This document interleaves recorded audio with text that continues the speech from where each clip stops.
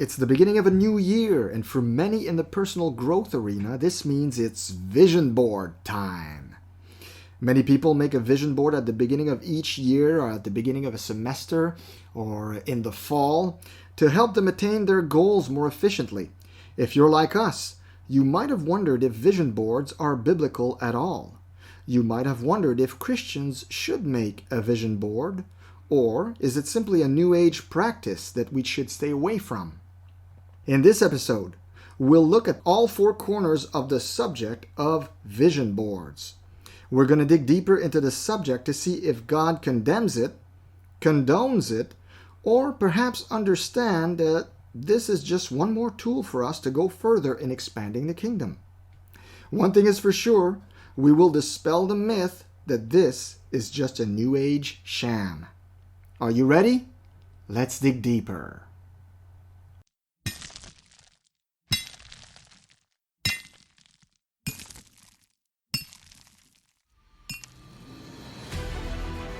Welcome to the Thriving on Purpose podcast, hosted by certified coaches Elizabeth and Sebastian Richard.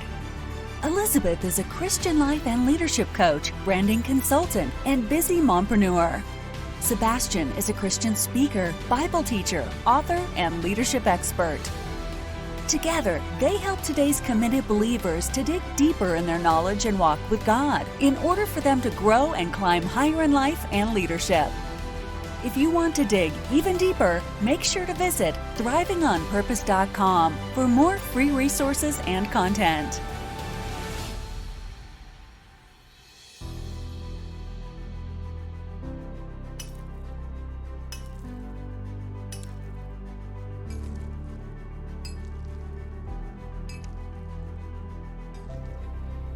Well, I want to start by saying Happy New Year. We wish you lots of abundance and wonderful blessings that the Lord has for you in this coming year, in the year 2020. We believe that it's going to be a great year for kingdom expanders, for people, Christians that are wanting to do so much for the Lord. I truly believe that He's going to bless you guys this year as you fulfill your purpose and get closer to your purpose in this year. So back to our topic about vision boards. So if you're anything like we used to be, we used to think that vision boards were sham. So whenever we heard the word vision board, we thought in our head, ding, ding, ding, New Age, and we'd roll our eyes and kind of dismiss it, right? So stop rolling your eyes and hear us out. First of all, a vision board is just a tool. It won't get the work done for you. You still need to put in the work. With that said, I'm going to give you a definition of a vision board. Some of you might not even have heard the term vision board. I doubt it, because it's pretty much out there. It's very popular. But if you've never heard of a vision board, here's what it is. A vision board is a collection of images and affirmations of someone's goals and dreams. Cork boards are usually used as the blank canvas, then filled with images like photographs and magazine cutouts, inspirational quotes, and other significant objects that are meaningful to the owner. Okay, so that's the definition of a vision board. So it's like a collage of sorts that you see, that you can look at every day. So the main question is this: do vision boards really work? The short answer is yes, but a lot of you might be like, okay, so you're saying yes, they work. Why is that? How do they work? How do you explain that looking at stuff glued on a cardboard every day actually helps you to attain those goals and desires quicker or faster or more efficiently? But before we dive into the scientific facts of why this works, I just want to remind you that, the reason we did this podcast is really because there is a Christian way to do this. So there is a way for you to get your goals and, the things that you need to happen in your life and for your business to move forward in God's kingdom. This is just a tool to accelerate the process. Yeah. So you're basically using things that work and you're doing them in a way that's fruitful for God's kingdom. So let's not forget this while we're explaining all of this, because there is a way that you can do this for Christians and for believers, and that's what we're going to get into a little later in the podcast. So Sebastian, would you explain to us why scientifically this works? Yeah, I think it's important to bring the scientific aspect of why this works. Christians generally are not into the hocus pocus visualization stuff, and yet it does, the way God made our brains and wired us, visualization does work. It's actually a proven scientific fact. For example, Olympic athletes have been using visualization for decades to improve their performance. And the magazine, the well-known magazine, Psychology Today, reported that the brain patterns that are activated when an Olympic weightlifter lifts heavy weights are also similarly activated when that same Olympic weightlifter just imagines lifting the weights. So if he puts himself in the visualization mode of seeing himself grab that heavy weight, that's, let's say it's a goal of his. I don't know what the weights would be, because I didn't study Olympic weightlifting, but there might be a weight that he wants to reach to be able to lift over his shoulders. So maybe just picturing himself lifting that weight up to the knee high, and then lifting it on his thorax, and then lifting it up above his shoulders. Just doing those steps mentally, visualizing himself succeeding at that, actually activates the same part of the brain as if he was doing it for real. Now that's pretty powerful stuff. And the findings in the investigation on visualization have discovered impressive results. When actions are visualized as opposed to results. So what we're saying here, if you are just going to say, I'm just going to visualize the end result. So if, say, the same weightlifter would just visualize himself with the weight over his head and not visualize the process of lifting it over his head, it affects the actual results of that weightlifter. So when you visualize, you have to visualize yourself going through the motions of what you need to do in order to get the end goal. So this is tremendously important when you understand how a vision board works, okay? This is very, very important. The action is so important. So the areas of the brain associated with the movement react the same as if you're performing the task. In other words, visualizing a result is less effective than visualizing the process of achieving the result. If you just think about, for example, having a yacht, the probability of having a yacht just appears in your life as small. The probability of having that yacht increases dramatically when you imagine the actions needed to get the yacht. So, for example, I don't know, if you own a certain business, and you know how much you would need to make for that yacht. Well, if you visualize yourself doing the service or building the product to sell to get that yacht, it's going to enable you to get the yacht instead of just visualizing the yacht. Okay? But both are good. But it's good to see yourself doing the action. So this is why on my vision board, I also included pictures of me speaking or writing, or teaching, or serving others in that capacity. So the actions of me serving others or working is what's going to bring those results to pass. Okay? So this is very, very important for you guys to understand. And another thing, we're going to get even more, we're going to go even deeper scientifically here. Another thing we need to understand is there's this thing that we call reticular activating system. RAS, reticular activating system. It's a part of your brain that filters out all the information you receive. So imagine if there's no reticular activating system that filters out information. You're going to be in information overload all the time. So what the vision board does is that it makes you understand and reminds you, or reminds your brain, what is important to you, and enables your brain to properly target its reticular activating system. The reason why you look at your vision board every day is for your subconscious to act as a sort of a heat-seeking missile. So when an opportunity presents itself to you, if this opportunity is aligned with what matters to you, or in this context, if it aligns with what is on your vision board, you will instinctively target and pursue it, because you will automatically know this aligns with my vision board. This is something that's linking me to getting what I've envisioned. Okay? So, what's the big secret to creating a vision board that works? It's simple. Your vision board should focus on how you want to feel. Emotion is very, very important here. So it's not just about the things you want, but it's also about how you feel when you reach that goal, or when you do that thing that's going to enable you to get to that goal. Okay? So don't get me wrong. I'm not saying that you shouldn't put any material stuff on your vision board. No. You should, like, if there's something, if you need to change your car, you want to upgrade your car or your house or whatever, you should put that there on your vision board. However, the more your board focuses on how you want to feel, the more it will come to life. It will come to pass in your life. Yeah, that's very, very important. You know, a lot of Christians are not really motivated by stuff.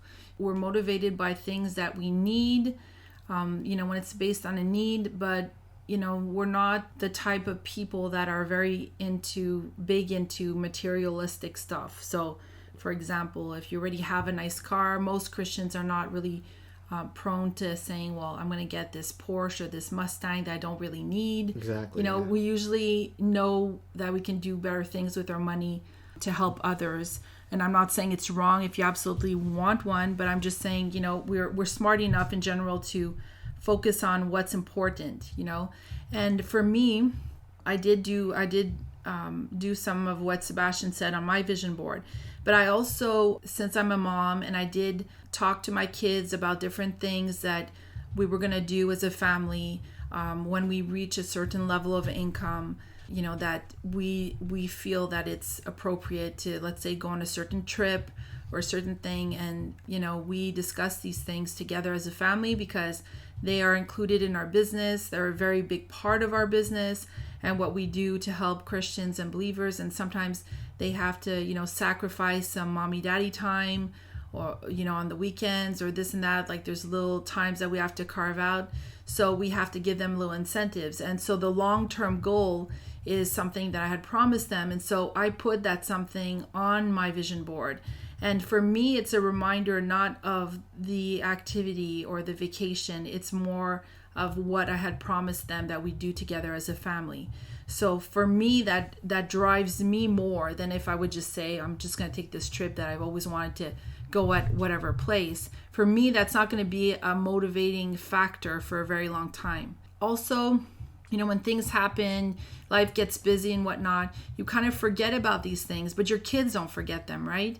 Your kids are going to say, well, why aren't we doing this or why aren't we doing that? So it's important for you to stick on that goal. If it's a promise that you did to your kids, to put that in your vision board as well. That could be a very big source of motivation and reason for you to accomplish more in your business as well. So that can be a different way that you can look at it. And, I think that we're talking a lot about this and scientifically and all that, but, ultimately we live in a very fast-paced world where a lot of distractions happen on a daily basis. Those of you that have kids, you know what I'm talking about.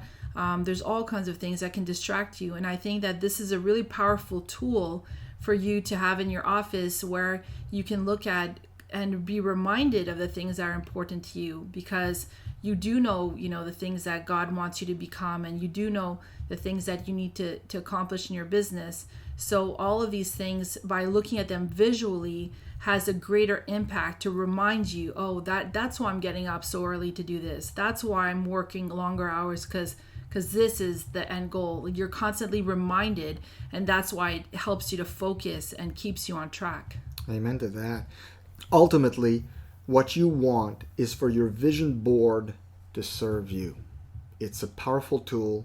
and you need to make sure when you build it that it's going to serve you to attain your goals and to help you expand on the dreams that God put in your heart.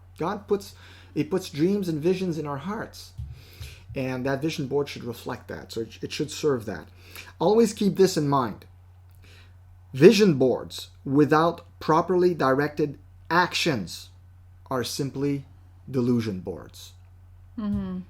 Okay, I'm going to repeat that because that's the crux of the message. Vision boards without properly directed actions are simply delusion boards. For example, if you put on your vision board the Eiffel Tower, you really want to go to Paris to the Eiffel Tower, but you don't consider that it's going to cost you a plane ticket, that you need to go on a plane. So for example, if you're someone who's never taken a plane, you have a fear of flying, but you want to go see the Eiffel Tower. In order for your vision to become complete, you might have to find a way to overcome your fear of flying first. There's going to be steps that will need to be made by you in order to go see the Eiffel Tower. You're going to need to cross the Atlantic in that jet. Yeah, and a lot of people I talk to always talk about them wanting to write a book someday. Oh yeah, I want to write a book someday, Well, that could be part of your vision board. You can make a nice image on Canva of what you think your book title would be and your book is about, and put that on your vision board. And so that when you're reminded that every day you have to take a little part of your day, or every week a certain carved out time to write your book, you're constantly reminded of that. Because honestly, most of you will forget about it. You're going to remember it every 6 months. Oh yeah, that's true. I started that chapter months ago. Yeah. I should continue that. Exactly. Well, the book won't write itself, right? So even if you put writing a book on your vision board, guess what? You're going to be the one writing that book. It just won't write itself, and you're not going to have New York Times bestseller magically because you hummed and awed all day imagining your book. Exactly. You're going to be the one doing the work. Exactly. So by looking at it, it's a constant reminder of how in that day you're going to make time for that. Yeah. How you're going to make time for that in that week. You're constantly reminded. So even if things are busy, obviously it's always better to carve it into your agenda, but it's a good reminder if it's one of those side projects. When you see it, you're like, oh yeah, that's true. Got it right. Instead of, surfing Facebook for 2 hours on a Saturday, I should do an hour of writing that book. You see it. Got it right. So you'll do it. Got it right. It's good for authors, trust me. Next up, I want to talk about what I called accidental vision boards. Accidental vision boards. What the heck is that? What's an accidental vision board? Is it like when you run into a catalog and it rips and all the pieces fall onto a piece of paper and they glue themselves? No, that's not what I'm talking about. I'm going to give you guys some example, and you probably, in your own life, you probably put the vision board process to work for you in your own life without even knowing it. I'm going to give you some examples from my life and the lives of others that are going to make you go like, I never considered that. For example, when I was a kid, when I was maybe between the ages, I think, of 7 to 12 years old, we had a store back in Canada, and that store was also found in the U.S., so if you're American, you probably remember it. It was called Consumers Distributing. And Consumers Distributing had these amazing catalogs where the toy section were dream makers for kids. Like for me, I could spend hours just looking at the toy section, dreaming of the toy I coveted in that toy section. We all did that. I think we probably did. Their catalogs were amazing. But the point I'm trying to make is this.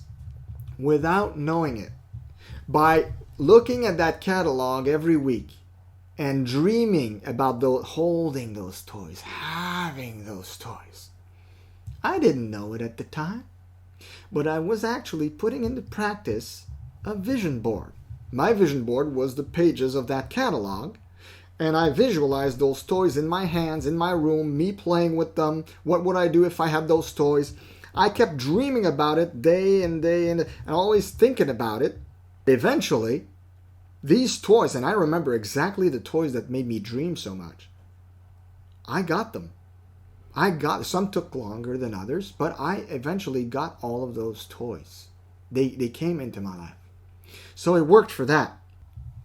Another example I want to talk about is I was in my mid-20s, and I had a friend from church who was studying hard at McGill University to become a teacher, but his ultimate dream, was to become a theologian and pastor, or pastor. And I remember we were in his apartment quite a bit, and I remember on his wall he had cut out a picture of pastor and theologian John MacArthur. He was a big fan of John MacArthur. So he cut out the face of John MacArthur, stuck it on his wall, and he put a word bubble, like in the comics, which said, "Don't give up, son," because he was working very hard. He was working hard at studying, and he was living on his own, and he was away from his parents, and it was hard. He didn't have it easy back then. So he had this reminder every day where he looked at the face of John MacArthur telling him not to give up, to keep pursuing that dream of his. Of course, I am sure, I haven't spoken to that guy in like maybe 20 years, but I'm sure if I spoke to him today and told him that maybe he should have made a vision board, he would say, "No way I would do that. That's new age. I'm not going to touch that with a 10-foot pole." And yet, accidentally, he was still practicing the vision board concept with that picture to encourage himself to keep pursuing that degree. And today he's got a master's degree in theology and divinity. And he's a very successful theologian and pastor in France. So he moved to France, and he's doing that today. Another example I want to give you guys and that's probably the best one yet. And Liz will help me expand on that. But my daughter Marissa had written down, we have a family calendar at home that's very big, where we write all of our appointments and important events and all that stuff. And she took a pen, a colored pen, and she wrote on that calendar that she wanted a certain toy for her birthday. They're called Pick-Me Pops. So she wrote Pick-Me Pop on a specific date when she wanted us to go buy it. It wasn't even put on her birthday, so she didn't even write it down on the date of her birthday. She wrote it maybe a week prior or 2 weeks prior. She wrote that down. Pick me pop today. That's what she wrote on the calendar in her awkward 7-year-old handwriting. And of course, my wife and I, we thought nothing of it. We just thought it was cute. And I never looked at it. I mean, I didn't glance at that. I just once remember asking Liz, "What's that? What's written there? What did she write there?" And Liz told me, she just wrote a toy she wants. Just a toy she wants. She wrote like "Pick Me Pop," whatever. So one day we're working, we're doing our work, our daily work. Like weeks later. Oh yeah. Well, not weeks later that she wrote it, but she had written that, like she had written it down on that date, but she had written it prior to getting to that date, right? Yeah. So one day we're working, and I turned to Liz, I said, "Hey, would you like to go eat out for lunch?" And she goes like, "Yeah, that'd be great." So we get dressed, jump in the car, go downtown. We have lunch. We have a great time. And then Liz says, "Oh, we should stop at so-and-so store. I've got stuff I need to buy." Okay, stop at the store, need to buy. And then what happened, Liz? You could maybe fill me in. Yeah, and then so we started looking at the sales of toys, and I said, "Oh, her birthday's coming up in a couple of weeks, so we should look at the different discounts on the toys and see if there's something that she'd like that is something that we'd like to buy her." So we look at the toys, and there's a bunch of Pygmy Pop, and they're actually liquidating them. There's like a clearance, and so we buy quite a few of them, and we're like, "Oh, she's gonna really like that for her birthday," and a few other things. And so we get back home, and I hide them in my secret hideout so that they can't find the toys. And we're doing stuff, and in the kitchen I notice, I glanced at the calendar, and I noticed that exactly on that day it says Pick Me Pop today. And so I literally, without even realizing it, I didn't even look at the calendar that day. We had no intentionality whatsoever to go out that day and buy a Pick Me Pop. Trust me. That was not part of the plan. And the thing is that's our family calendar, so we put like family stuff on there. But generally speaking, most of the important things are in my own agenda, so I don't really look at that very often. And I just it was stuck on the fridge, and I just kind of glanced at it, and I was like, "Oh my gosh, we actually went out to buy Pygmy Pops on the exact same day that she wrote Pygmy Pop today, without even realizing at all. So that's just how powerful a vision board is. A kid can make a vision board accidentally. Like I gave you the example of the consumers distributing when I was a kid, and Marissa, she wrote that down intentionally. I mean, when she wrote it down on that calendar, she said that on that day, they're going to buy me a Pygmy Pop. She didn't even harass us with that. She didn't talk to us about it. My son's done the same thing. He has a calendar in his room, and he's written down certain dates that he's wanted a certain game. And without, like, I never even look at that thing, and I was amazed. Sometimes he'd actually get that game around the exact same date that he wrote it, just because, you know, someone out of the family, out of spare blue, would say, hey, what does, you know, what would Jason really like for his birthday? What can I get him? And, you know, he'll tell that person, and it's exactly in that time frame that he was supposed to get it. It's really weird, but it does work. It worked, and it's kind of freaky, to be honest. When Liz showed me on the calendar that date and the written down Pick Me Pop today, I was like, holy, what just happened? I was in shock, but at the same time, I knew what had happened. I understood, but I was like, that's how powerful it is. Like, even in the hand of a 7-year-old. It's strong. It's very strong. It's something that we need to come to an understanding as believers, just how powerful a tool it can be. So the other question I want to address, and I'm not going to go in super detail, but I think it's important to address. The question is, are vision boards new age? So vision boards have achieved popularity in the past, I don't know, couple of decades maybe, since the release of the book The Secret. And we know also that Oprah Winfrey has endorsed vision boards a lot, so that didn't hurt. And they became very, very popular, especially in the New Age crowd. And of course, all this endorsement from the New Age side of things makes most believers cringe at the thought of making a vision board for themselves. But here's why you shouldn't. First of all, we said it before, a vision board is only a tool to give yourself and to give you a visual target to stay focused on what God put in your heart. Okay? So it's not an idol. Get that out of your heads. It's just a tool. And when you research on Google vision boards and Christians, or are vision boards for Christians, or should Christians have vision boards, you find all kinds of information, some endorsing vision boards, but many more condemning vision boards, as it is saying, it's New Age, stay away from that, it's demonic, blah, blah, blah. Here's a rule of thumb, and I want to put all this to rest because I think it's a whole bunch of nonsense. Here's a rule of thumb for the believer who chooses to make a vision board. We should make a vision board with the same mindset that is found behind Deuteronomy chapter 8, verses 17 and 18. And Deuteronomy chapter 8, verses 17 and 18 says this: You may say to yourself, my power and the strength of my hands have produced this wealth for me. But remember the Lord your God, for it is He who gives you the ability to produce wealth, and so confirms His covenant, which He swore to your ancestors as it is today. So in this passage, God is reminding us, don't get cocky. You're not doing this by yourself. It's me who gave you the power to do this. Okay? So let's paraphrase it. I made a paraphrase. I think it's going to really sink in your brain what I'm trying to say here. Okay?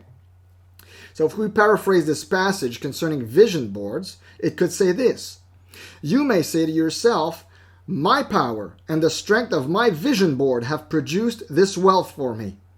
But remember the Lord your God, for it is He who gives you the desires of your heart, which are on your board. So that's the context you have to keep it in as a Christian, as a believer. And let's be honest, I didn't find, I've seen a lot of articles about vision boards written by Christians who are endorsing vision boards, who are trying to find scriptures that really, like, they're kind of pulling them out of context, saying, it speaks of a vision board. And I didn't find that it really does speak of a vision board. However, there's a lot of Bible passages that speak of vision. and the importance to have a vision, okay? So this is definitely in the Bible.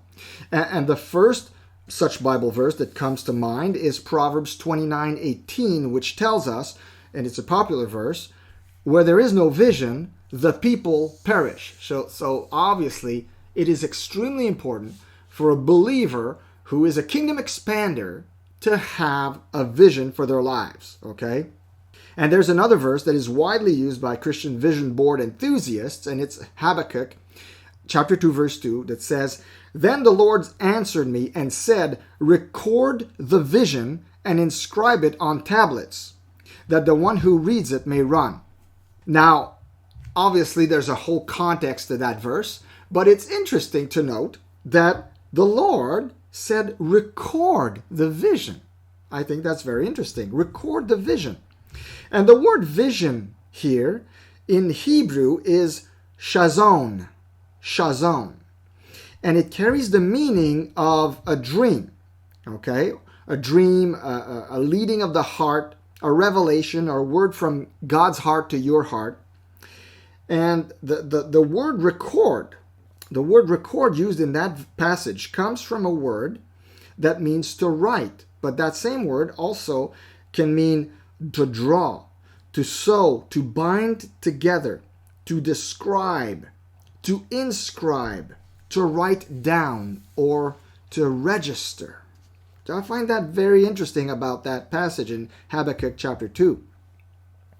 So obviously when someone starts talking about vision and goal setting, writing it down, visualizing, or the term law of attraction, or even the very new agey term manifesting, most believers feel very uneasy when they hear those words and they think, new age alert, new age alert. So when you think that, you steer clear, right? So that's not really good. Keep in mind to always chew the grass and spit out the hay. In the arena of New Age teaching, there are some concepts and parts of teachings that do align with scriptures. Okay? There's some things that contain great truths. So it's unfortunate that some believers have left God's leading out of it. I've said it many times. A lot of believers, in having that kind of knee-jerk reaction when they feel like this is new agey, it's a knee-jerk reaction. What they do is they throw out the baby with the bathwater right away. But then there's other believers, perhaps like you who's listening to this, that are interested in what God is saying because you're feeling maybe a tug of the Holy Ghost telling you that there might be something to that. There might be something you're missing. And here's the thing. I don't think God wants any believer to miss out on any truth. Okay? He's the Spirit who's going to guide us into all truth. The Spirit who's going to guide us into all truth, the Scripture says. Not some truth, not some doctrinal truths, not the truths endorsed by your denomination, but all truth. So keep telling yourself that and remember that. Yeah, and that's a really, really powerful point that you brought there. And, perhaps you've been setting goals for years and it just hasn't worked for you. You're getting frustrated. You're wondering why you're not achieving your goals.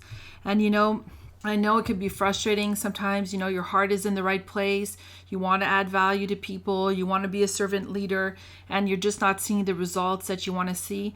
And I would tell you to start out with, we did a really good, you can go check our website at povertyisnovirtue.com. So it's a page on our website that we created that explains to you the money mindsets, the negative beliefs that we have concerning money.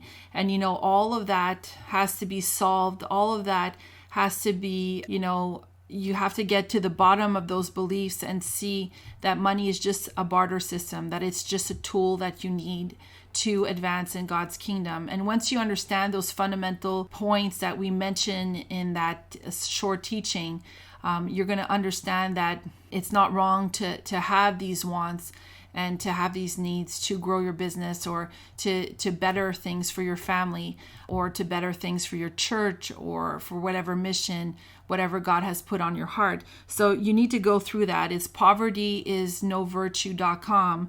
And then, when you've understood all those money mindsets, and you're clear on that, and you're like, okay, it's a good thing for me to have goals. It's a good thing for me to want more, to expand God's kingdom. When you're in that right mindset, then God can work with you. Then it makes sense for you to create a vision board, because ultimately it's between you and God, and it's about the dreams He put in your heart. It's about the vision He gave you for your life. It's about you putting things into place to enable you to get there faster and more efficiently. So your vision board is just an extra tool. So it's not, we're not talking about, when Sebastian mentioned earlier about New Agers and this and that, we're not telling you in any way to go start listening to New Agers, but we just believe that certain things like the vision, like the visualization, by looking at your vision board with the right props, with the right things that are there to move you further to your goal to expand God's kingdom, is a powerful tool. Yeah. So you're using it to your advantage. We really believe that God gives you, the Holy Spirit gives you a plan to what you're supposed to do as a business to help you to provide some income for your family. And He's going to guide you in that process. And all of that is part of His plan for you and your purpose. So all of that should be seen on your vision board. Yeah, and that's interesting that you bring up the plan. When you make a vision board, and on your vision board, you're going to have pictures, affirmations, all kinds of stuff that we didn't go into in this episode. But when you meditate on these things and pray and you have that vision board going, God will bring you a plan.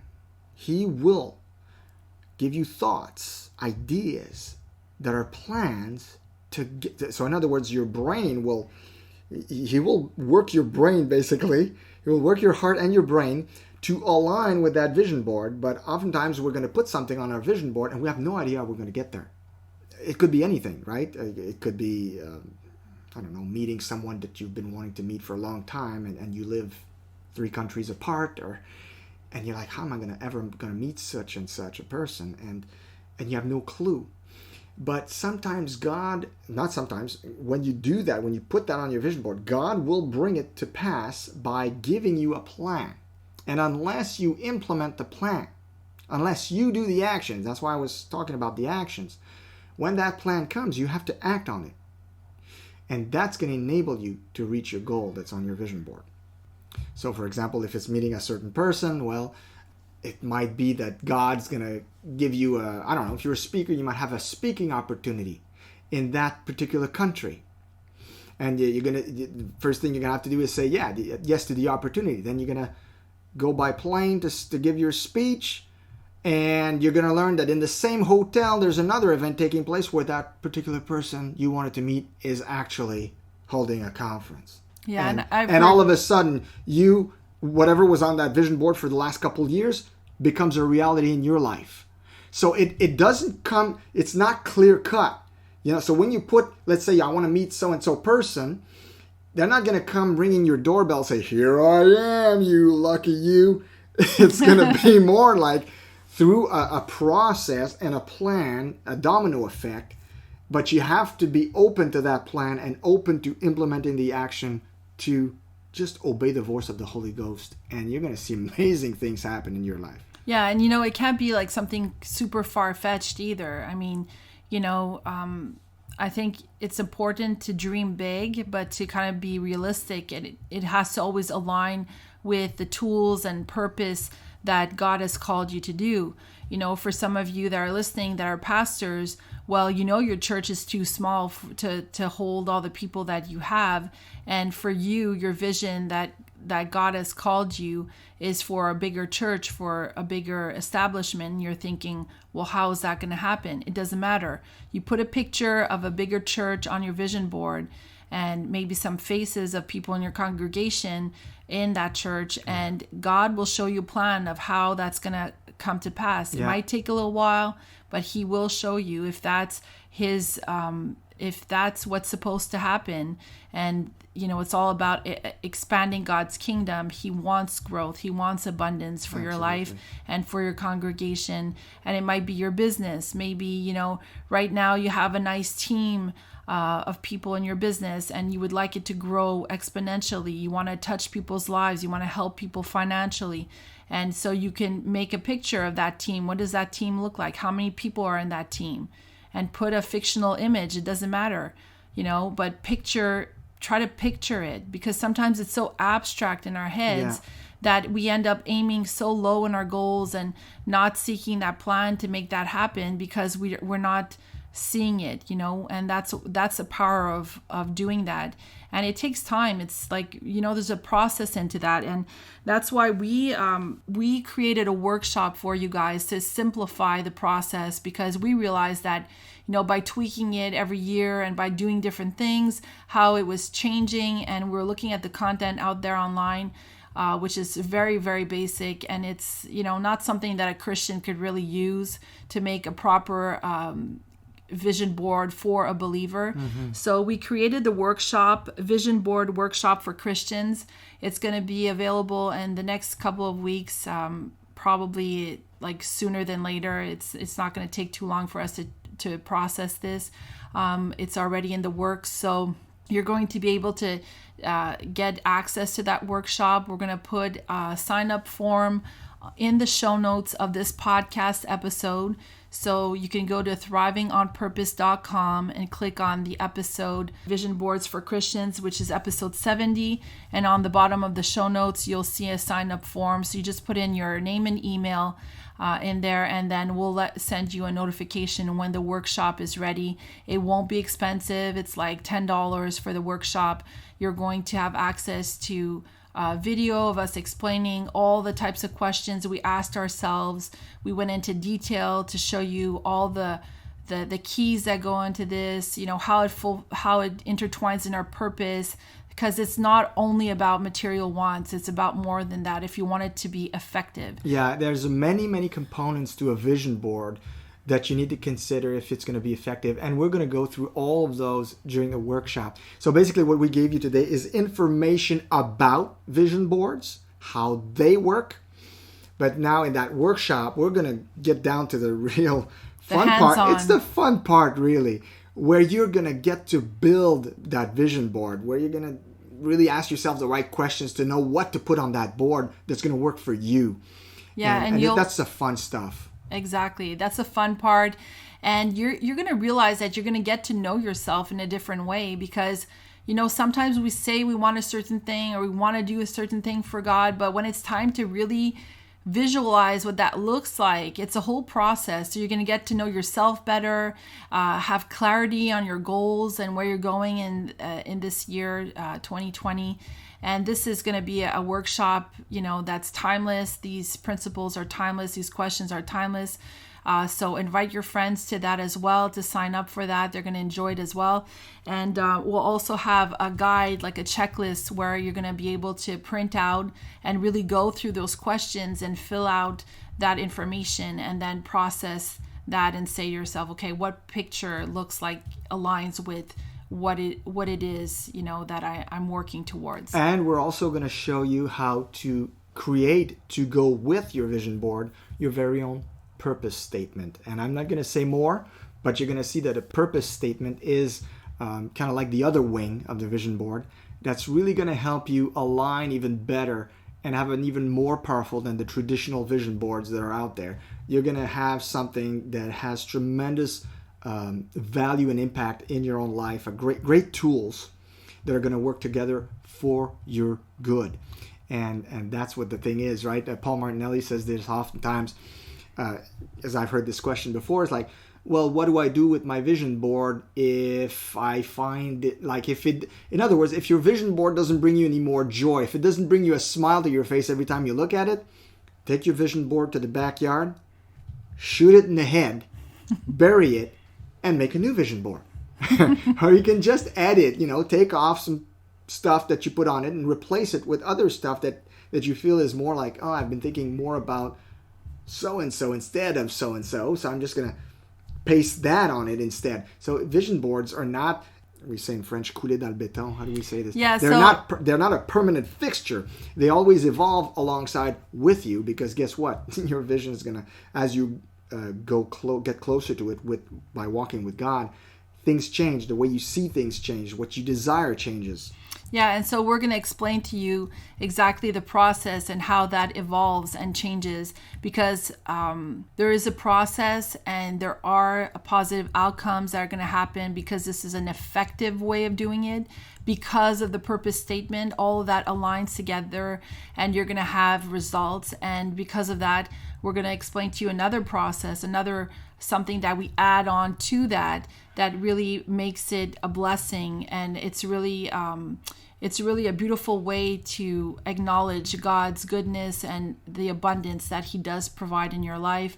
And so all of that aligns together. So I can assure you that not only is it effective, that you're going to get results by doing this, it's going to keep you on track. You're going to have wonderful things happen to you in 2020 by applying these powerful questions and this whole process in the workshop.